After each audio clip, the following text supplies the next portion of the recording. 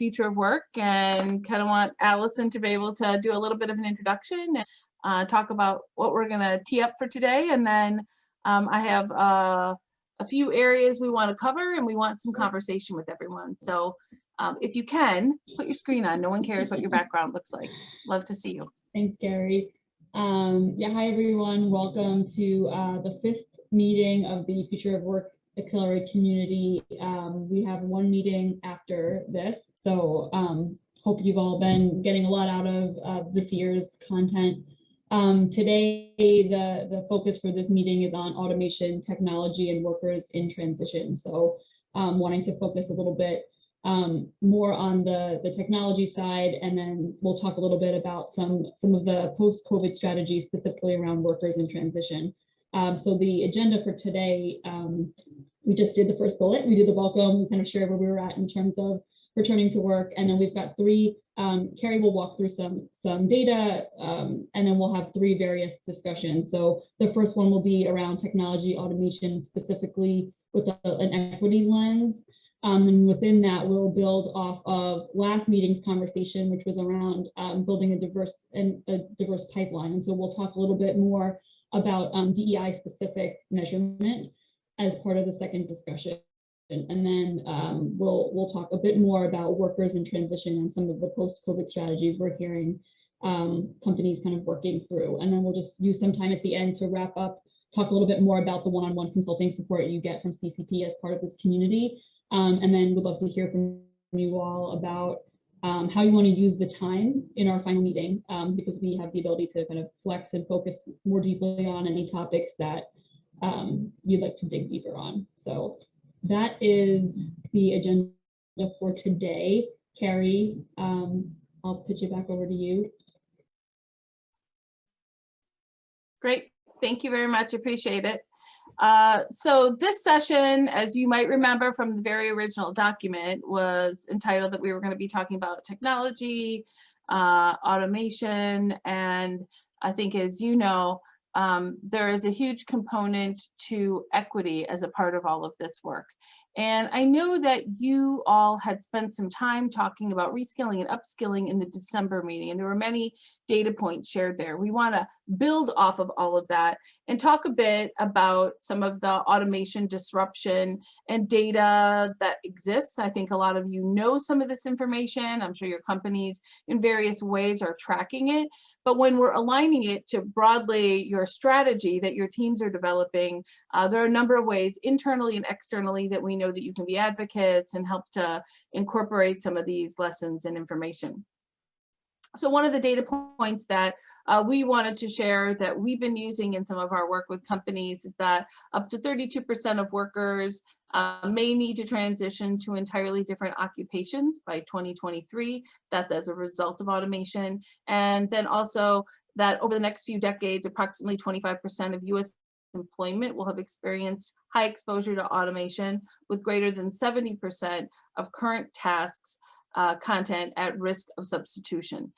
So if we go to the next 2 slides, we have outlined from research where the biggest areas are that are being seen as populations most at risk of automation.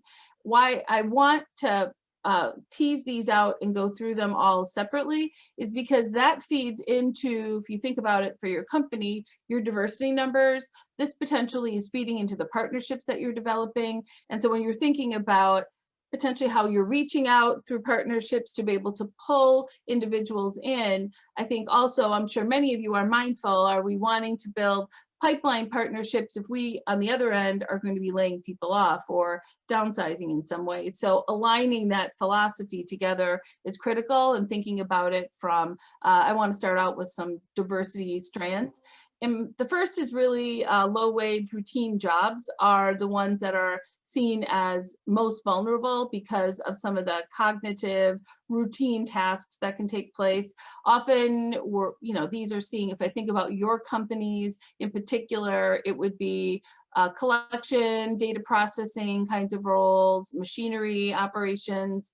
Women are also, as many of us know, still surprisingly facing some risks. There were some specific studies that were done in Phoenix and Indianapolis around women in certain markets and how they're more likely than men to be at risk of automation. Some of that is because of administrative or secretarial roles, clerk roles, and I think of people of color also. Many of you already, we've talked about this around you wanting to recruit, build pipelines, increase people of color in your teams.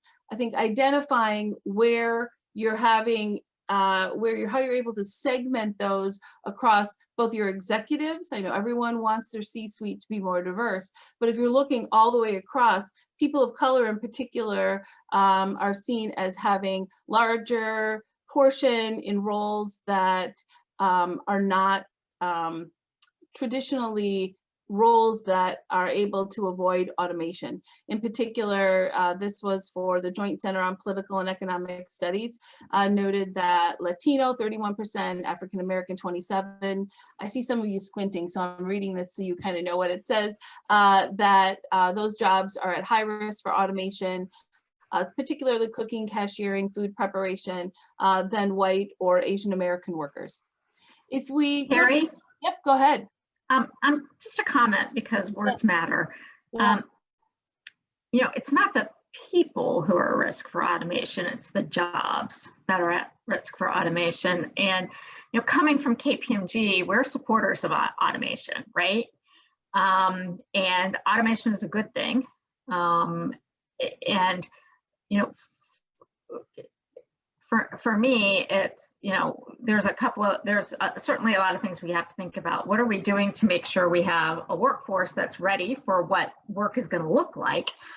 And what do we also need to be doing as far as, you know, with our labor pool, whose jobs may be reduced or, you know, no longer necessary, to skill those individuals so that there are other opportunities. You know, again, at KPMG, we think that there's going to be opportunities coming out of automation and innovation and data and analytics and all of those types of things. So I'm sensitive to talking about people being at risk of automation. It's jobs that are at risk of automation, and how are we helping both current and our current workforce as far as the workforce at large.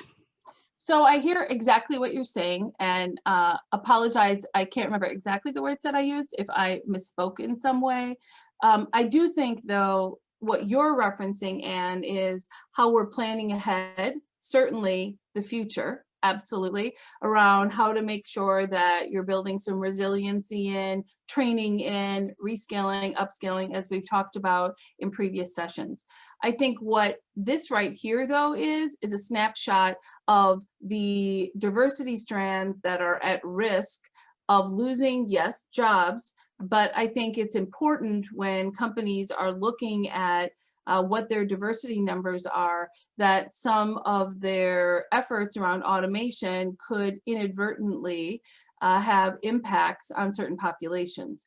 So that's why we're highlighting this, is because we want to make sure that we're helping you all to think through the complexity of an issue. Absolutely. Automation's important, efficiency is important, and I'll talk a little bit about it later about ways that you can track some of that and be able to report on it in your work. But I think simultaneously, it's important to be thinking through what those implications could be. Does that make sense, what I'm saying? It does. But again, the title on the slide is Who is at Risk of Automation? And people, you know, people are not at risk. Their livelihoods are, their jobs are, but people are not at risk. Yep. Well, understood. I understand what you're saying. So if we go to the next slide, additionally, I know you're not going to like the title on this slide too, but this is about 3 other groups through research that have been identified. The first around Source America, showing that workers with disabilities are more likely to be employed in jobs that face risk of automation. And that would be, for example, grounds, building maintenance, some retail, warehousing, some administrative work. Then when we think about certain generations, ages 16 to 24, Brookings study found that that age band is facing a higher average of automation exposure due to overrepresentation in jobs such as those in food service. And there's a rural versus urban, and I know that this has come up in the past in some of the conversations that you've had here in the community, is that US by regions, cities and states, I think a number of us are living in the America's heartland as it refers to, and there has long been a history of manufacturing, agricultural industries, and there has been intensive automation that has taken place over time, and I know there will be even more. And it's important to be thinking about that urban versus rural concept when looking at communities and support of how companies are adapting across time. So if we go to the next slide. So one of the OECD has done some research on how automation can increase income inequalities in communities.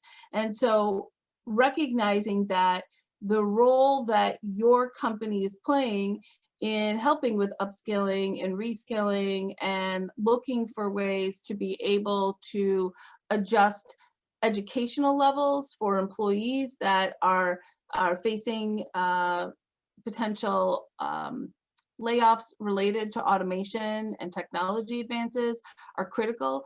And if we go to the next slide, in particular, this here highlights top 10 low wage occupations. And I know that if you can't, can you make this a little bigger, Allison? Maybe not. I can just read it to everyone if I see people squinting, looking at their screen. Retail, information records clerks, food preparation, building cleaner, janitors, material movers, material dispatchers and distributors, vehicle operations, personal care providers, and construction. So those are some identified areas where obviously there are many more occupations that are impacted. And I think that a number of you have talked in past sessions about where you've had some risks and where you've been identifying ways for your company to be able to support. There's some, if you go to the next slide, there's some very specific recommendations that have come out around ways. There are many, many options, and I want to have a conversation in a little bit about what some of you are seeing or what you're looking at. But policy opportunities in considering how to be able to support and have human-centric approaches to automation. And in particular, there are ways that you can build apprenticeship programs. I know a number of you have them to be able to build some flexibility and adaptability in your workforce. This allows potentially for people to come in as apprentices, or it may mean that they are learning to transition to new roles through that opportunity. Additionally, there is the looking at how to be able to elevate some of the worker voices and hear from the workers. Often you'll find that they'll have ideas for automation, but they'll also have ideas for how their roles can support the production of what your company's needs are. And then another area was really related to creating worker training tax credits. I know that there have been a number of proposals, both federally and at state levels, just to play out what those examples would look like. A company could receive a tax credit if they are offsetting on-the-job employee training up to a certain dollar amount, or it could, and it can be segmented by particular industries that are receiving that are particularly in flux based on what's going on in the economy or globally. It could be that, you know, basically your tax expenses could even go back a number of years, and there could be an average that's taken to be able to help. And that provides incentives for companies to be able to look at those opportunities. Are there any of your companies right now who you know through some of your government affairs work who have been advocating for those tax credits?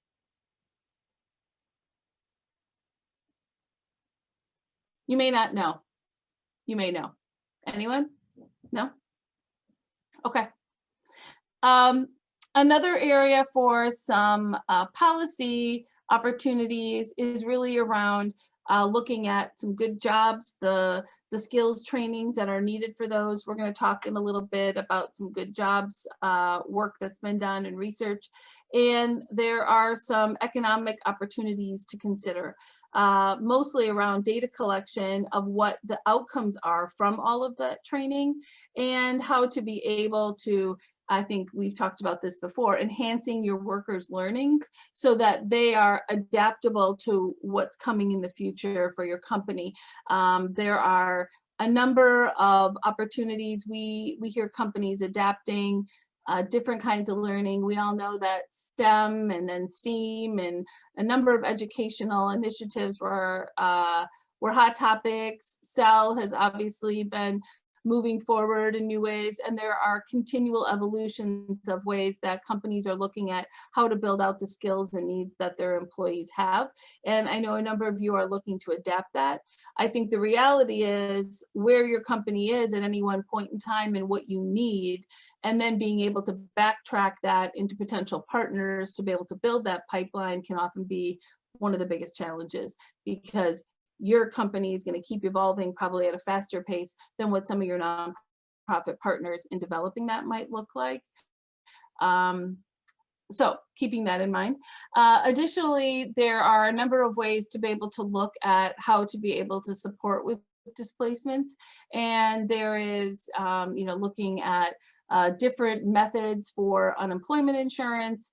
There also is wage insurance, which has been a topic in number of companies, and I would say unions, employee advocates have looked at around how to be able to support, for example, displaced older workers who have both lost wages, loss of insurance, and how they would be able to be eligible for any kind of a wage supplement if they're making less than a certain dollar amount, to be able to ensure that that can get them back into the workforce, and it helps to mitigate unemployment losses. Have there been any of your companies who have taken active stands on, in particular, wage insurance for older workers? No? I know a number of you have retiree programs, but yeah, okay. And then additionally, I would add that when you're thinking about where you're seeing some of your work, I know a number of you are probably trying to track to specific geographies how you're doing this work, because what one program or set of partnerships may work in one area is not necessarily going to transfer to another. And I think you're looking at through a diversity, equity, and inclusion lens, and we're going to talk through a few metric options and ways that some companies have been sharing information, and then a few other ways that we've been in some conversations with some companies about how they can look at progress, how they can frame up some of the automation that they've been doing, and how they can really, from an occupational lens, work to transform the messaging of the work that their company is doing. So if we go to the next slide, want to be able to talk a little bit about, has your company been talking about economic inequalities that you've seen from automation, distribution of jobs and income across any of your geographies? So are you all having these conversations? Yeah, I don't mind jumping in. It's Rachel from Macquarie. I'm representing from London, so I focus on the EMEA region, for those of you that don't know. Yeah, I mean, we've been running a really interesting program of work with across our corporate operations group around disruption, and have been for a number of years. We've had a US-based consultancy in really fascinating individuals with very, very big brains, focusing on the world in a very different way to, I think, many of our colleagues, looking at a lot of history and policy change, and then really understanding not just economic disruption and what that does for employment and unemployment, but really kind of like historical points in time and how businesses need to be on the front foot to recognize that disruption, and those opportunities for it actually happens, because by the point at which it happens, normally that's the point at which companies fail. So jobs, automation, and the outcome of that, whether it's for older populations or the inequities that we're seeing, is all part of that narrative. And what's been really interesting is that training has been cascaded across all levels, across our corporate operations division, and not held just for HR or the technology team, but really encompassed all aspects of our colleagues to really see ourselves as disruptors ourselves, and how we can benefit the business and to help us build confidence in this space. I think there's a lot more work to be done, but as someone who gets to walk between worlds very often, it is really interesting to see how it's playing out within different divisions and within different teams already, and that automation actually for our business, we're a financial services firm, if positioned well and recognized by leadership, can be a really positive for the bottom line. We're seeing margins and efficiencies, but equally understanding the kind of human aspect, the impact of that, and getting our HR colleagues and our senior business leaders to really think about what they should be doing. So it's sort of in plan and happening, but also just fascinating to see the business being, I think, really innovative in their approach and not waiting for others. One other point that just strikes me is that the senior leadership team of our corporate operations division globally, prior to COVID, every 18 months, a year to 18 months, would go to the West Coast of the US and meet with those companies that are recognized as disruptors, and not just in the finance space, but within the tech space as well, because obviously tech companies are seen as the biggest disruptors. So that piece around jobs and how we can plan for the future has been part of that. And it's been fascinating to hear their stories when they come back about who they've met and what they're seeing and how we need to put our customers first. Anyway, I could talk about it for hours, but it's really exciting. Yeah, that's great. Thank you very much. Anyone else have anything to share on conversations you've been having or how your team has been thinking about this issue? At 3M, well, first off, Rachel, I just want to say I love your background too. So that's really awesome. I got to get one like that. We're centered on automation in our manufacturing facilities, and that's been really the fastest growing area of investment from a philanthropic standpoint, centered on building partnerships with technical colleges and community colleges in communities where we operate. Specifically around mechatronics. So this is the sort of merging of mechanical and electrical engineering and robotics coming together on this. And we donate the technologies that we're using in many of our facilities as we design factories of the future to the technical colleges to partner with high schools, middle schools, and community organizations. And what we've learned a lot is that the technical colleges training young people and individuals in communities where we're operating do not have access to insights from industry that we thought they would.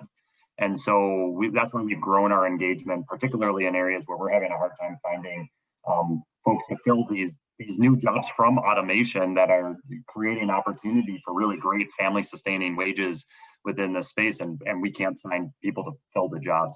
And so that's been an ongoing development and program for us. That's been really a cornerstone of our strategy from a funding standpoint and from an employee engagement standpoint.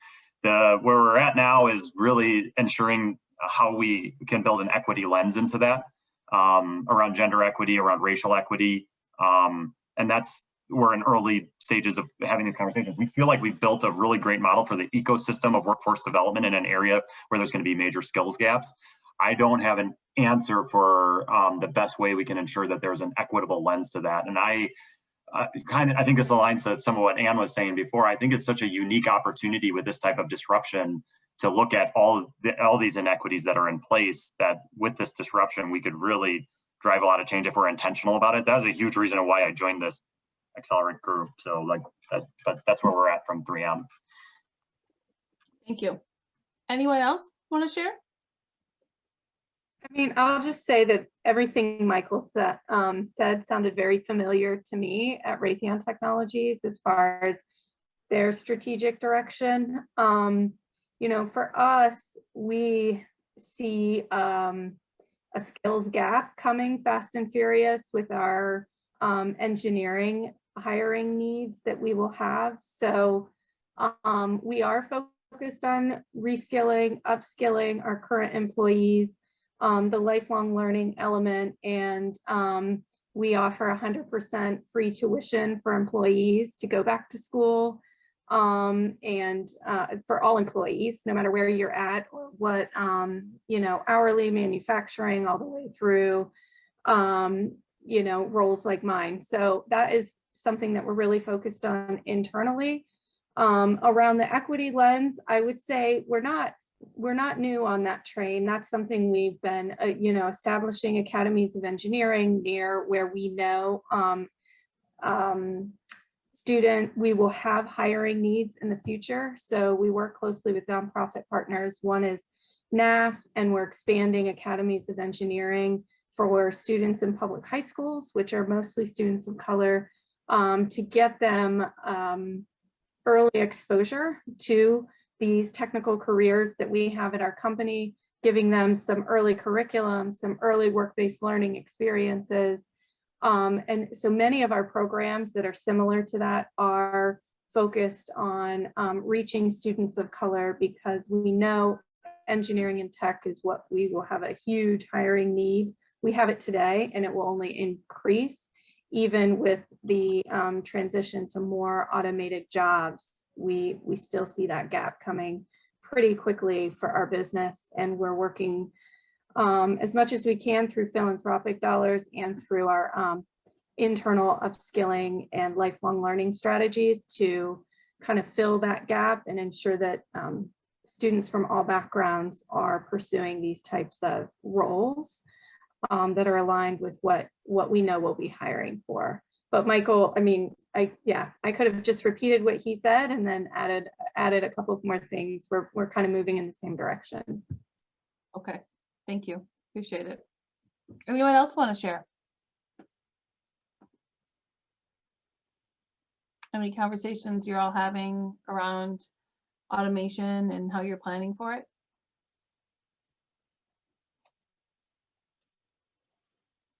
No? Okay. Yeah, I'll just share that one of the ways that we're upskilling our people around data and analytics, which is increasingly becoming a requirement for serving our clients, is that we're providing coursework for those folks, but then we're also providing, I'll call it a practicum, and that comes in a form of a pro bono project, a data and analytics project that is delivered to a nonprofit organization on a pro bono basis.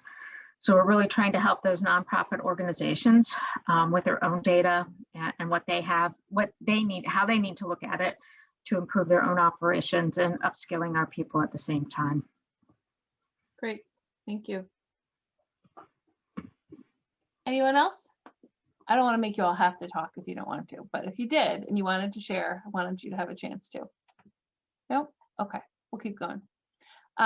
So the next slide, I know that we talked at the last meeting a little bit about diversity, equity, inclusion within your programs and your company, and we want to build on that a little bit. I know many of you have seen our strategic scorecard template before. We can have conversations with you in depth as a part of the consulting hours. Like, let's dig in and talk about what you're tracking and how you're tracking and how we could potentially help you with any of your benchmarking work that you're doing.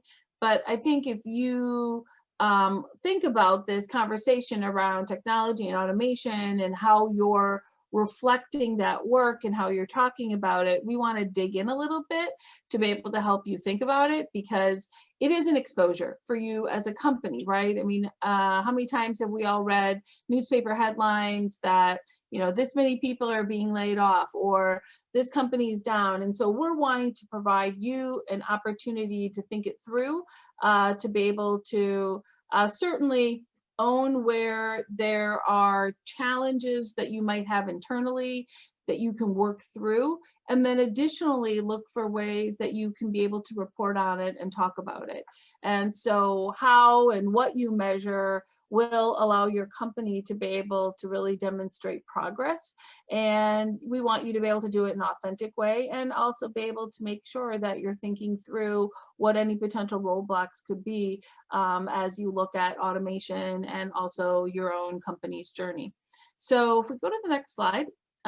This is just a broad slide of probably the diversity metrics that you look at for all of your partners that you're talking to. And we all know it's really easy to fill up your scorecards with the who, tracking the numbers of participants. It's a checking the box exercise. How many of this? Do we have this category? And this could be with your nonprofit partners. It could be also with the staff that is making some of the decisions in your team. And I would say that, you know, it will certainly, looking through all of this would make you a better funder, would make you a better partner.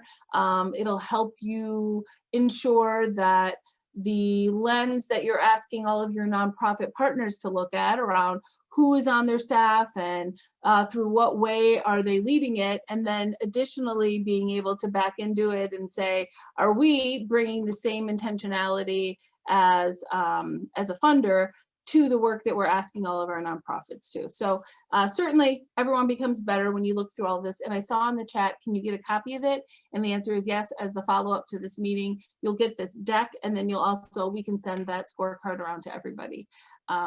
If there's anything else you want, please put it in the chat. If we go to the next slide, I think that when you're thinking about your inside your company and the metrics that your company is disclosing and sharing, the roles that you all have are really important in being able to advocate. Are you looking across a number of different strands? How is this connected to your employee resource group? Some of you have intersection points and are working with them. I know some of you may have a foundation board. Some of you may also have particular outcomes that you're tracking across your company in a number of ways. So thinking about it through that lens is important also. If we go to the next slide, we know that a number of our research partners that we've worked over the years. This one was in Diversity Inc.'s top 50 companies. They've done some D&I barometer on gender and race. Certainly gender is much higher in the tracking that companies are putting in around their recruitment, their career development and promotions, their pay equity, their workforce, even their retention. And then they're splitting that out across a number of levels of their company. It could be frontline workers, it could be middle management, it could be their execs, it can be their board. We also know from our Investing in Society research that there are a tremendous amount of environmental metrics, looking at over 1,000 ESG metrics reported through the Bloomberg terminal. But we know that companies and the transparency that they're providing to some of their governance and their social metrics are a little slimmer, and that there are opportunities for you to be able to work on some of these and build out a framework to be able to help your company communicate the work that it's doing. So when we think about the who is the actual different diversity strands that you may be tracking. The part that we know that companies are struggling more with is around inclusion and equity. How do you talk about that? And why we wanted to dig in on this topic a little around automation was to be able to help you frame up what is the benefit that is coming broadly to society out of some of the efforts that some of your companies may be taking, and how do you frame that? How could you talk about it? How could you track it? So if you go to the next slide, this is to talk a little bit about inclusion. And I think for you to think of that, there are going to be proactive models that you're going to be pursuing as a company. Some of your companies are doing these things already. And some of it is really around some issue mitigation. How do you get ahead of it by being transparent and talking about these topics. So I have 3 outlined here. There are many more we could go into, but this just will give you kind of a broad framework, and want to be able to have us talk a little bit about that in a bit to see if any of you are digging in these ways. So the first is really around when you're working to help transition employees internally to a new role. I would refer to this as proactive retention. We would refer to it this way. So this is the reskilling, the upskilling work that you're doing. There are training costs that you have. Are you tracking those training costs? Are you tracking it by various diversity metrics? Are you looking at pre and post salary and benefits for those employees? Are there promotions that they're receiving that you can work to segment out and track? Are you looking at the pre and post time with the company? And are you looking at employee engagement scores? There's ways to partner with your HR function and be able to really tease out that if your employees that went through any of that reskilling or upskilling work, could you understand that did employee engagement scores change at all? And that allows you to be able to segment out, all of this is really around a return to your company, around being able to make sure that there's some business impact. Then looking at, if you were looking to transition employees to outside roles, that's really a proactive outplacement strategy. Are there upskilling, reskilling, outplacement costs that your company is incurring to be able to support your employees? Are you paying for them to go to trainings? Are you paying for them to work with a recruiter? Are you tracking all of those diversity metrics? Are you looking at the trade-offs between your unemployment claims and potentially that those individuals were getting placed in other roles? All of that has an opportunity for you when you do have to go through automation to be able to use those metrics in talking about it the next time that it's going to happen, because it will happen again. There's always going to be continual evolutions in the technology, and there will be ways that your company will find efficiencies, and how you get ahead on some of that messaging. And we all know that in some of your corporate responsibility functions, some of you are a part of these conversations. And then a third way to really think about it is around operational excellence. It could be a return on investment, or it could be a return on invested capital, depending on what it is specifically that is happening with your work. But you can frame some of the inclusion work that you're doing around increased output and efficiency for the company, what that means as higher wages for the team overall. Are there increases that are happening for the company and team performances? Are you improving product quality? That in turn is improving returns to your shareholders and other stakeholders. Are you increasing your customer satisfaction? And out of some of all of this operational effectiveness and excellence work, are you increasing worker satisfaction? So some of these can really get teased out in a way that if you don't, the narrative can get away from you. So want to be able to make sure that you're thinking about how you can get ahead of it, how you can mitigate issues for your company. If you go to the next slide, when we think about equity, all of these can be used for your charitable work, for your partnerships, the grants that you're making. It could be volunteerism partnerships that you have. The two on the left are absolutely on the charitable side, the health equity and the food equity. And we know a number of companies in the pink ones have moved to an educational equity model, and they've certainly moved to economic equity. But I think for you to be able to think about some of the work related to automation and technology, how you could frame some of the programs and the work, the ways that your companies are looking to get ahead of these issues, how you're structuring some of the conversations. It could be with your C-suite, or it could be with your HR team around, are you providing educational equity for individuals that are impacted by automation? And you could frame it around economic equity, specifically around lifetime economic mobility.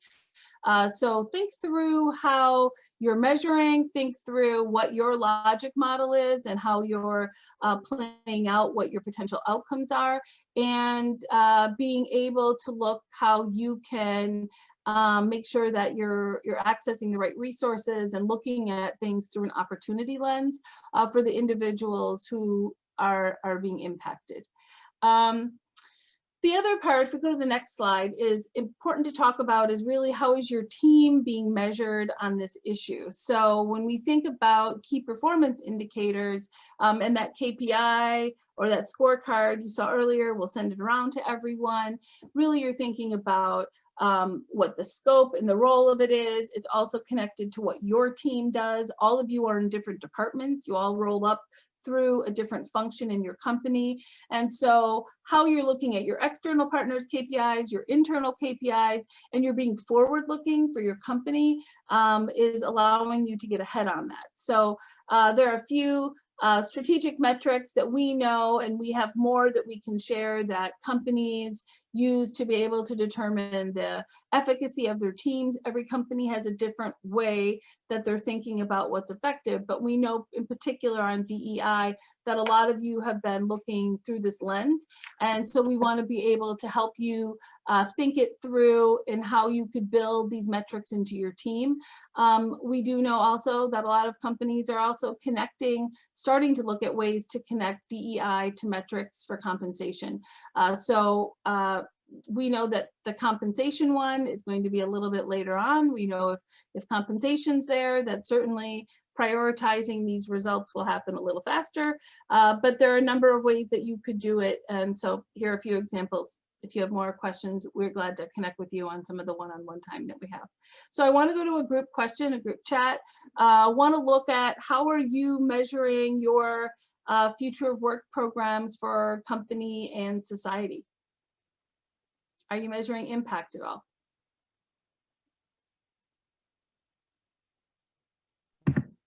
So we have not done a great job at being purposeful and measuring our impact.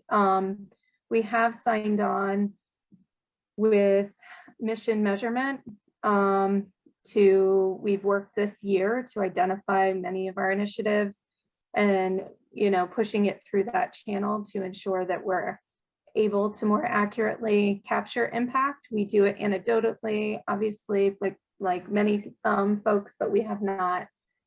Neither legacy company and now merged together have done a great job, but we are working with mission measurement to do that. For DE&I inclusion, they're going through their own activities around measurement as well to ensure not just our programs that we're funding, but also internally, and the programs we have internally we're making progress and impact. So traditionally, no, but we're working to fix that. Okay, sounds great. Thank you.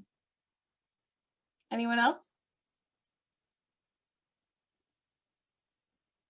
I think at 3M, I would say we do okay job of measuring, like if you think of a logic model, the outputs and some of the outcomes. Impact measurement, yeah, like we've looked at mission measurement too. We're looking at true impact. We're trying to find the right fit if we want to pay someone to help us with this. We also just hired a new measurement and evaluation person on our team. So we got resources over the last year to add a person on our team, and we've hired a woman from the Minneapolis Foundation who worked in their impact evaluation space. So kind of looking for her to help lead us forward in some of this, but it's kind of been an output measurement, and then we have theories of change that show like how's this connected to impact. And then internally, so for our company, we set a metric for that manufacturing program that I shared about, looking at the amount of time it takes to fill mechatronics related jobs. And so we're working with HR and with plant engineering to measure that, but I don't know if that gets at the full impact, but it's a measure that we're going to be tracking year by year in the communities where we're making these investments and comparing that to others where we aren't. Great, thank you. We went through that exercise, Michael, of true impact. We went through them all, I feel, and similarly, we had to narrow it down. And we have sort of a part-time person. I mean, we have a full-time person that is very good at the helping us develop some metrics and measurement. So we've kind of kept him on to, for our side, to help identify the right partner. And that's how we ended up with who we ended up with. But Are you happy with Mission Measurement? I mean, how's that been going? it's been good. I mean, it's really early stages, but this person has, I think you hiring someone is helpful, can help kind of manage that relationship, give the information, ensure that we're measuring what we want to measure and all of that kind of that type of work that goes into it. It isn't just like, hey guys, take this and run with it. There is a lot of lifting on our side to ensure that we're looking at the right aspects and measuring the right impact areas. So early stages, you could ask me in a year or two. Yeah, good. At KPMG, we've actually now mapped out our impact. We have an impact framework that's a little bit maybe expanded from just our theory of change. And I will say in particular in relation to what we're doing with the upskilling is we are supporting in a variety of a spectrum, I should say, about 170 high school interns this summer. And we're, it's a measurement of attitudes, which is a huge marketing thing. And a lot of people in our group have a marketing background, but how are our attitudes changing towards, in particular for us, accounting professions and professional services? And then what is your own attitude towards your ability or your skill level? In a couple of areas. So, to really know if we're making an impact, it's going to be 3-4 years from now. And are they studying these things? Are they, for us in particular, our self-evolved interest? Are they looking at careers in accounting and in professional services? But it's really about the program participants that we have an opportunity to engage with. Are we, measuring how things change for them as a result of the program? The other thing that will be interesting to see is for the first time we have an opportunity for those program participants to opt into receiving messaging from us about internship opportunities while they're in college, et cetera. To see how many of those actually students choose to do that. And then because they now are in our system, we'll be able to track and see how many apply for internships and that we might actually hire. Great. Anyone else? Yeah, go ahead. I can hop in here for a couple things. From Northwestern Mutual, one thing that was new for us this year, all of the company leaders within Northwestern Mutual actually set a diversity and inclusion goal. So we each had a DEI goal that we are responsible for, that we, worked our D&I team, HR leaders, created informational sessions, and we talked through all of that and really provided a lot of guidance. So all of us as leaders do have a goal this year, within our performance reviews and, tied to obviously our year-end reviews and incentives and things that way too. But again, I think it was just a really good exercise for all of us too, as leaders, to go through those conversations that were driven by our DEI team. And just make sure that we're in alignment to more as leaders of the organization. Then from a sense too, I'll just, I work in the K-12 space. Is my main role is to lead our K-12 program. So when I look at that future work, that's the work that I'm doing in that K-12. In particular, we align with our Northwestern Mutual Foundation. We have a set group of pipeline schools that we work with, very much around economic disparities and making sure that we are providing equitable education for all students. And so that's a big focus of ours in the city of Milwaukee. And so we align to those pipeline schools. So for instance, on Monday, we started our mini camp, which is for juniors and seniors in high school. And all of those students are coming from our pipeline schools. And so we work directly with the educators in those schools to help identify students who would be interested in a tech mini camp, a tech boot camp. It's a paid 4-week experience, and then they go into an internship. And what we really make sure that we're trying to do is, of course, work with those students, give them these opportunities, stay in touch with them. And one thing we did this year was move it to only graduating juniors and seniors so that it has more of a tie into our college internship program, which we expanded this year. We have 120 tech interns. We have about 200 interns total for college. This year, 120 approximately are in tech. So we're trying to make that pathway into our programs, just more immediate and working with the students. We also have a lot of our returning mini camp students that are actually still on as high school interns in contracting roles until they're ready for those and eligible for the college internship program. So again, just, starting, at that young age and really making sure we're nurturing them and helping to develop those opportunities. Thank you. Anyone else want to share what you're doing? Could be related to how you're measuring impact.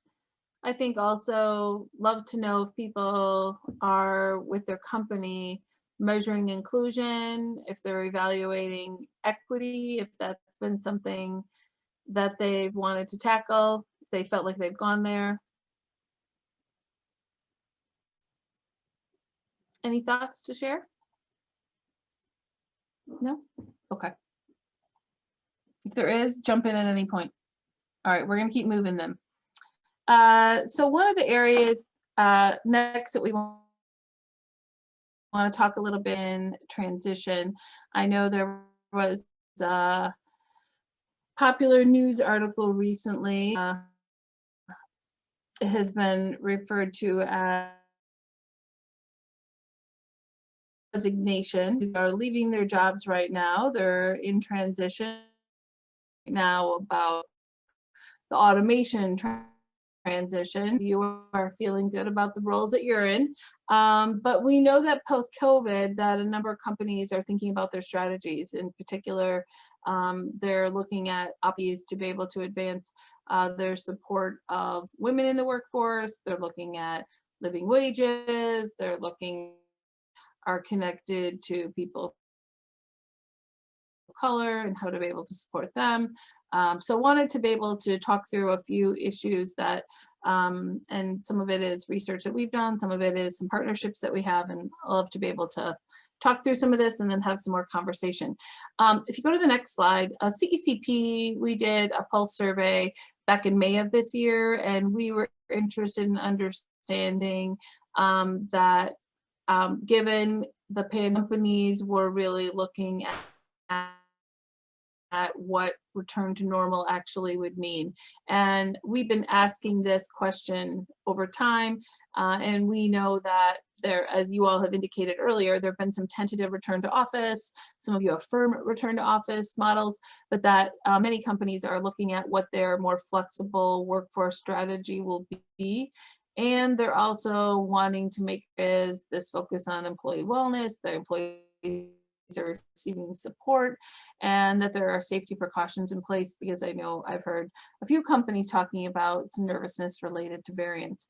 And so in this question, we can see that the leading ways that companies have been thinking about it is that they're using their long-term COVID response policies. Some of them are just really looking at short-term, and that a number of companies have looked at how to use their short-term, but are developing some contingency plans. We have known that companies are really evaluating their situations on a much more frequent basis than I think they originally thought that they would. And we have seen that this new workplace of the future is not just going to be one department that makes those decisions, like human resources, that often from some of the feedback from companies, it's really filtering out across all of management. I think I even heard a few of you here, different departments have different rules, or you're being classified in different ways. And so we know that companies are really looking to adjust and stay flexible and not firmly implanted on maybe where some companies were. There's one company, for example, I was talking with an executive and they were saying, well, everybody has to return to work. Like we're in financial services. The work that we do is very dependent on people like strong housing prices. We need a strong inner cities. They're making that, and then talk to them again a few months later and they're like, we're moving to hybrid. We're being flexible. Our employees aren't happy with that. So we know that your employees have been speaking and helping to adjust what some of these responses look like. If we go to the next slide, one of the topics that we have actually had featured at our board of boards a number of years ago is the concept of living wages. And we actually highlighted this on our main stage at our recent summit. I hope all of you were able to take a look. If not, it's been recorded. You can find it in my CECP. We had a session with inclusive capitalism, and we had other presentations really talking about how to be able to assess racial pay equity. So one of the notes from this work, inclusive capitalism, is a part of Imperative 21, which is a group that we're a part of, looking at that if there was racial pay equity, it would add 2.1 trillion to the economy, that achieving gender pay equity would add annually 500 billion, and that eliminating discrimination in hiring, health, and education would add 2.7 trillion to economy. And the framework for inclusive capitalism really is around a compact between business, government, and workers that focuses on a framework to make sure that there's economic security and prosperity, and that workers who are a part of the economy are eliminating some of the barriers that have been exposed during the pandemic. And we know, for example, that 2016 National Employment Law Project study, it looked at job growth trends every time that there is any kind of federal minimum wage increase since it was first established in 1938. And it found that there was no correlation between federal minimum wage increases and lower employment levels. So that when those increases are happening, it actually is not what often can be the narrative that it's pulling jobs out of the economy. So we have more information on some of their work, glad to share it. But I do think that living wage, we know that when we had a couple of CEOs that left our board of boards, and they went back to their companies and they did an assessment on whether or not their workforce was receiving a living wage. And I think all of it depends on, for each of your companies, on the types of workers that you have. But we know that those CEOs discovered that they did have some employees that were not earning a living wage. This was pre-COVID. And so I think you all have heard, obviously, significantly about economic disparities that are existing. And I think the part that the CEOs don't want to see is that it's their own employees. So encourage you, if you're interested in more, to let us know. Glad to connect you. The other area is connected to living wage is the Good Jobs Institute. And I think you all know that that their economic justice has been a key topic over this past year and a half. Companies really looking at their lowest paid employees and making sure that the people who are often frontline workers providing essential services in society are actually disproportionately people of color, and often are the lowest paid in society. And so this lower wages and the impacts that it's having on health outcomes, creating poverty cycles.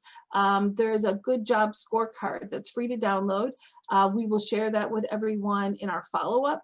And so if you're interested in being able to kind of do some mapping out on kind of what the operational choices are that you as a company have and how you can be able to make that happen, we're glad to connect you to it. Good Jobs Institute, it's a nonprofit, it's a 501c3, it's a social enterprise, and you know, they do a great job of being able to look at a number of companies. I think one of the areas that they highlighted, there was a speaker at Summit, was really around Costco, Quick Trip. They were paying their retail employees more, and it produced a higher value because of how they really designed those jobs. They were able to design their pricing for their company, and they were able to make sure that they're in the end providing good jobs for their employees who are at the front line. So if you go to the next slide, wanted to talk a bit about women in the workforce. I know a number of you have been tracking, I'm sure, around women leaving the workforce during the pandemic.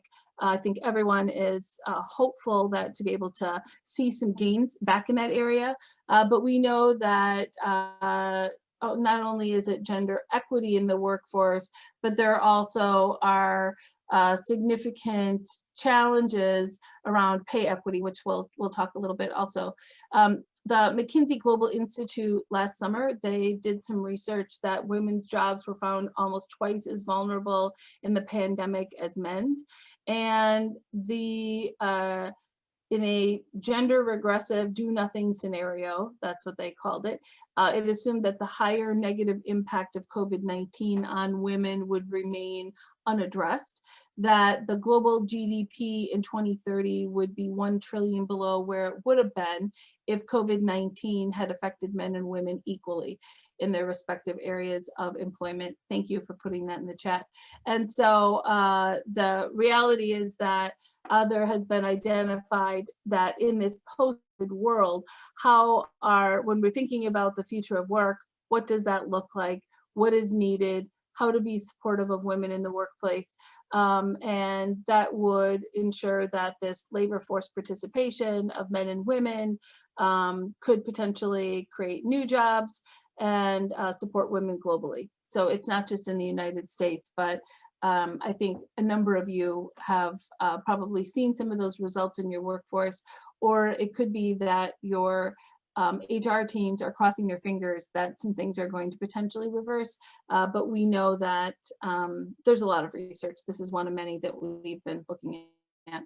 So if we go to the next slide, the reporting, there are some companies that have been for a while doing some reporting and some mapping. This is a scorecard example that Toyota has of working on retention of women in the workforce and connecting it to some supports that they've provided through childcare. I think that we could talk about women and challenges with aging parents or taking care of elderly family members. There could be maternal health outcomes that could get tracked. You could look at digital and financial inclusion. You could look at it from a lens of education and family. This is just one way. I thought this was a useful example that want to encourage all of you when you're looking at some of your scorecards and you're tracking that you could have an example. If you go to the next slide, this is really looking at gender equity inside of companies. Here are a few examples of some companies that have been tracking women empowerment in the workplace. It could be by managerial positions, it could be by C-suite, it could be also you know, a number of different ways that you can slice and dice the women in your workforce. Not the actual people, just tracking of the data. And then if you go to the next slide, here's an example of Tata. They have a whole gender pay gap report that they had put together, and they're annually updating it and looking at where there have been challenges and where they've been looking to make some advances. If we go to the next slide, this is really looking at age, and I know a number of you also, you know, we're all used to seeing people who have been with companies retire after a period of time. They maybe are taking a package, but I think looking at the diversity of your workforce and how those strands are being impacted after COVID is important, because you potentially could have some really senior employees retiring, have some really enormous gaps of knowledge. And that's an area that I'm sure some of your companies are thinking about right now. So wanted to just throw out a quick group chat question, the next slide, and that is, is there a way that your company has been really thinking about how you can specifically address workers in transition? And this could be a number of different strategies that you're taking, and it could be that technology is playing a role in it. So I'd love to hear a conversation on it. Anyone want to share? Could be anyone. It could be any worker in transition that you all have been thinking through. We were talking about automation earlier, but I think there is certainly a post-COVID worker in transition area also. Anyone tracking or having conversations internally about it? Or are all of your companies doing what I said, which is crossing your fingers and hoping that everybody comes back to work as planned? I don't think at Northwestern Mutual we anticipate everyone coming back on campus. I think we are open to the idea of having so within the last year, I would say about a few hundred people, maybe up to about 400 people, got onboarded with remote contracts in place, right? So we do intend to honor those. What's happening on the technology front is that we actually have a new department that was created about 6 months ago that takes ownership over both work technology reliability, that workforce angle of it, as well as identity and access management. Financial security is one of the probably a pillar for us, right? So we want to make sure that whatever solution that we put out there for our remote workforce is something that is robust and safe. So that work's happening. Efficiency guidelines are in place, productivity guidelines are in place. We are trying to get a baseline reading on what those measures should look like in a new work environment and work conditions. I think one of the challenges that our leaders are going to run into very quickly is that if we run this hybrid model where we have on-campus employees who are either hybrid or they are on regular 3, 4, 5 days on campus, and then this another subset that's going to be remote only, the disparity therein. How do we, like right now, the fact that we are all remote levels the playing field, right? It just makes everyone have the same challenges, everyone has the same opportunities. But once we shift that, now you're going to have a situation of people who may have better access or more immediate feedback, better workflows, and then a group of people who may not necessarily have all those opportunities. So how do you balance that, and how do you maybe dissect the work in such a way that we keep everyone happy and the teams more harmonious, I would imagine. So that's one of the challenges that we are probably going to be facing very quickly. Thank you. Anyone else? Any thoughts?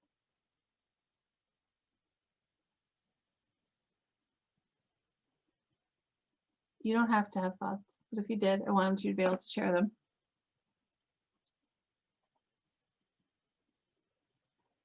Anyone else? Workers in transition? No? Okay. So I will summarize. We'll have some resources that we're going to send out to all of you. I think that this is a topic that with some of the one-on-one hours, I encourage that we spend some time talking with you about this, because our greatest fear is that we want you all to be prepared for how to be able to handle some of the transitions. And, you know, I know that there are some companies that are feeling comfortable at this point in announcing layoffs. Some of your companies may be in conversations doing that. You're going to have more employees through automation and technology, obviously, but I think there will be some shakeouts after this fall in particular. So let's all be there for each other, but before then, let's have some conversations so we can help you through these issues. You may not feel comfortable in a group setting talking about it, but when we're one-on-one with you, let us be an advisor and help you out. So thanks for letting me join you today. Allison, back to you. No, thanks, Carrie. Yeah, just reiterating a reminder that you all receive 8 hours for your company to get some one-on-one time with CCP. So we encourage you to take advantage of that. I will share several resources we discussed today after this call, and also include a reminder about how to sign up for your one-on-one consulting hours. And I think in that email too, I will ask for your input into any topics you want to go more deeply into in the final meeting. We had left that meeting a little bit flexible. We were calling it company action plans, where you each could share out on some of the work that you're doing, and we can certainly still do that, but want to make sure that we're using our remaining time in a way that's most useful for all of you. With that, I think we will wrap up. We can stay on for a few more minutes if anyone wants to stay on and chat with Carrie and I, but look for an email from us in the next couple of days with a lot of these resources. And thank you all for your time. And I'll say, if any of you have any particular suggestions for the final meeting that you want to talk through right now, or if there were areas that have happened over the past few sessions. Otherwise, we have plenty to talk about, but it's always better if you tell us. Are there any particular suggestions that you have that you want to share right now?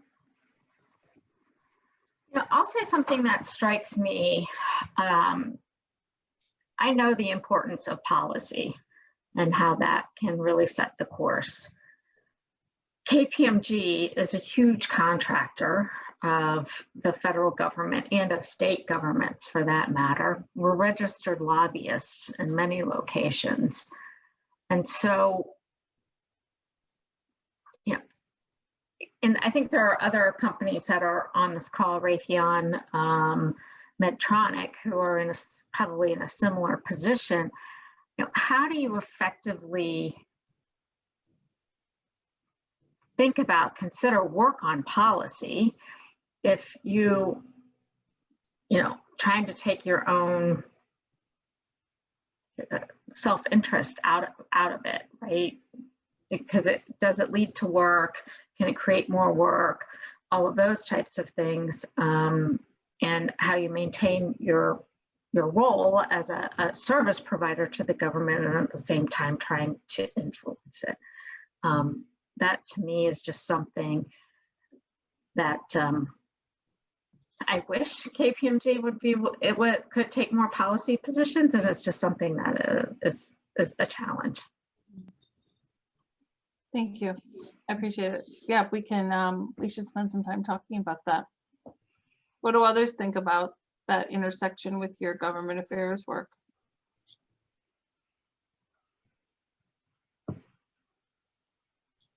Or taking policy positions?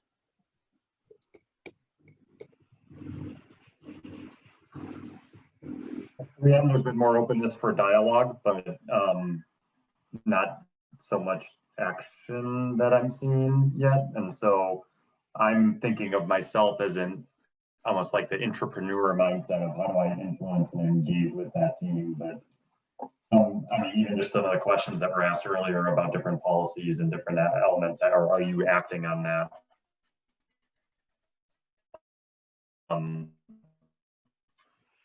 That I think especially over the last year, the change in conversation about equity, diversity, and inclusion, if there's ever a time to influence and engage and start thinking differently about that, it's now. I know it's been very much not thought of in that way about that's the role of government affairs in the past, but obviously if we're talking about systems change, it should really be a part of the conversation. Okay. Thank you. Anyone else have ideas for talking or that you want for the last session?